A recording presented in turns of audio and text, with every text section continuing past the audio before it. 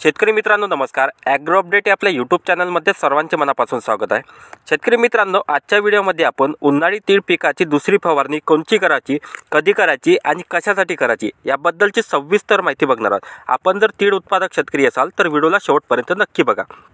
शेतकरी मित्रांनो, यावर्षी तीळ पिकाची खूप मोठ्या प्रमाणात लागवड ही झालेली आहे आणि आता तीळ पिके बऱ्यापैकी फुलाच्या अवस्थेमध्ये आलेली आहे। तर त्यानंतर आपलं काही शेतकऱ्यांची पहिली फवारणी ही झालेली आहे। तर या स्टेजला असताना म्हणजे फुलोऱ्याच्या स्टेजला असताना आपण दुसरी फवारणी आपल्याला करून घ्यायची आहे। साधारणतः तीळ पीक हे आपला 45 ते 50 दिवसाच्या दरम्यान झाल्यानंतर आपल्याला तीळ पिकावर दुसरी फवारणी ही करायची आहे। तर दुसरी फवारणी करताना आपल्याला प्रामुख्याने जास्तीत जास्त फुलाची संख्या वाढली पाहिजे, त्यासाठी आपल्याला एक औषधी म्हणजे टॉनिक घ्यायचे आहे।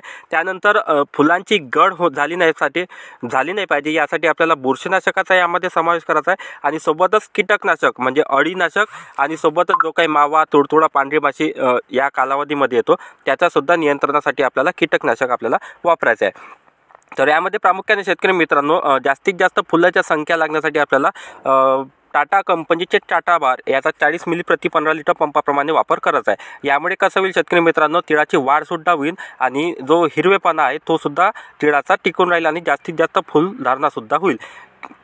जर आपल्या भागामध्ये टाटा बार नाही मिळाले तर याला पर्याय आपण वरद कंपनीचे फ्लावर स्ट्रॉंग याचा 25 ते 30 मिली प्रति 15 लिटर पंपाप्रमाणे आपण वापर करू शकतो। एकतर टाटा बार घ्यायचा आहे, नाहीतर फ्लावर स्ट्रॉंग घ्यायचा आहे। त्यानंतर आपल्याला बुरशीनाशकामध्ये प्रोपिकोनाझोल घटक असलेलं क्रिस्टल कंपनीचं टिल्ट याचा 20 मिली प्रति 15 लिटर पंपाप्रमाणे आपल्याला वापर हा करायचा आहे। किंवा टिल्ट जर मिळाले नाही तर आपण यामध्ये हेक्झाकोनाझोल घटक असलेलं जे कॉन्टॅक्ट प्लस नावाने मार्केटमध्ये येतं याचा 30 मिली प्रति 15 लिटर पंपाप्रमाणे आपल्याला वापर करायचा आहे। दोन पर्यायापैकी कोणत्याही एका पर्यायाचा आपल्याला बुरशीनाशकामध्ये वापर आपल्याला करायचा आहे। यानंतर आपल्याला कीटकनाशकामध्ये इमॅव्हॅक्टिन बेन्झोइट 5% SC असलेलं जे 10 ग्रॅम प्रति 15 लिटर पंपाप्रमाणे आपल्याला वापर करायचा आहे। आणि याच्यासोबतच आपल्याला प्रोपेनोफॉस प्लस सायपरमॅथ्रिन म्हणजे जे प्रोपेक सुपर नावाने आपण ओळखतो याचा 30 मिली प्रति 15 लिटर पंपाप्रमाणे वापर करायचा आहे। म्हणजे जे दोन्ही कॉम्बिनेशन आहे इमॅमॅक्टिन प्लस प्रोपेक सुपर यामुळे अळीचा तर नायनाट होईलच, पण सोबतच जी काही पांढरी माशी आहे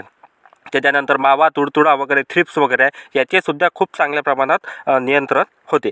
शेतकरी मित्रांनो, या 3 घटकाची म्हणजे ज्यामध्ये आपण जर एकंदरीत बघितलं तर एक बुरशीनाशकामध्ये टिल्ट, त्याच्यानंतर जास्तीत जास्त फुल धरण्यासाठी टाटा बार आणि कीटकनाशकामध्ये इमॅव्हॅक्टिन प्लस प्रोपेक सुपर याचा आपल्याला वापर हा करायचा आहे। जे प्रमाण सांगितले आहे 15 लिटर पंपाप्रमाणे आहे। शेतकरी मित्रांनो, व्हिडिओ आवडला असल्यास व्हिडिओला नक्की लाईक करा आणि इतर शेतकऱ्यांना नक्की शेअर करा आणि अशाच शेतीविषयक नवीन अपडेट बघण्यासाठी आपल्या ॲग्रो अपडेट या शेतीविषयक माहिती देणाऱ्या यूट्यूब चॅनलला नक्की सबस्क्राईब करा, कारण हे चॅनल आपल्या शेतकऱ्यांचं आहे। धन्यवाद।